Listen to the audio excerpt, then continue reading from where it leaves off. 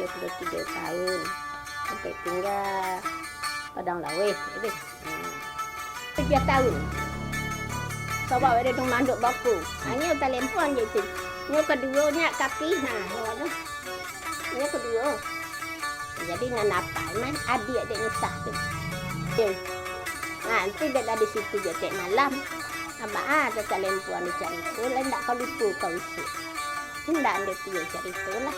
Itu baca teleponnya, ada. Sampailah Gadi. Katanya, dia kemana bakal lah nak mau. Kalau lapai kin tu nak pulang situ malam. Hanya anak berdua sampai awak perlu di Gadis ya. Kalau telepon kami nanti nyantam jam bujang tu datang dulu baru. Dan caliknya telepon nanti anak satu. Ya, telepon kondang, agung. Nah, itu dia tu sekoteng tuang. Sabu saya. Kalau dia saya buat tangkai. Diajarnya kedua anak diajarnya, kedua tali puaknya diajarnya. Tak aduk dia itu je. Anak-anak kini hendak namu ada jangkan anak-anak induk-induk sekolah sama si ju cuti adik.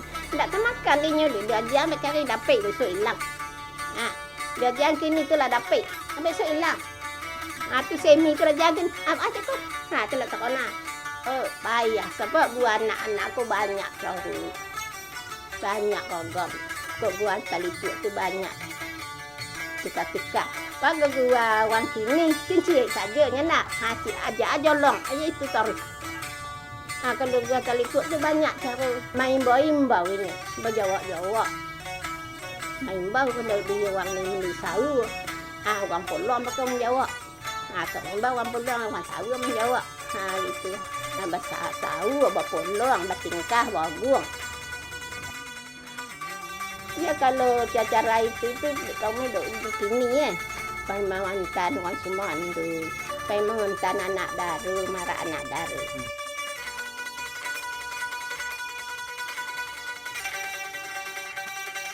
Bermain bau tu lah. Nalamak ni. Bermain bau gua itu. Tapi baraja cuma bahasa sakit dapat dia anak-anak. Awak tu dia dekat turunan duk bako tu nama ndak bersakit sari. Kamu berhenti ke telefon nama. Tapi ndak ada hilang.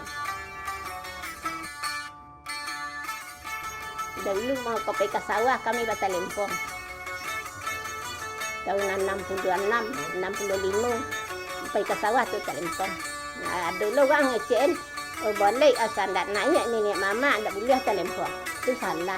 Telefon kan ndak ada. Bunga walik. Ya kan situ kondong-kondong dijahit di tengah rumah. Telefon sekatun tu bunga walik Siti Fatimah. Ndak ada tu bunga walik. Itu bunga walik ini. Itu baru sangkit ke isu. Kini kan bunga walik kan organ. Sesuai itu baru.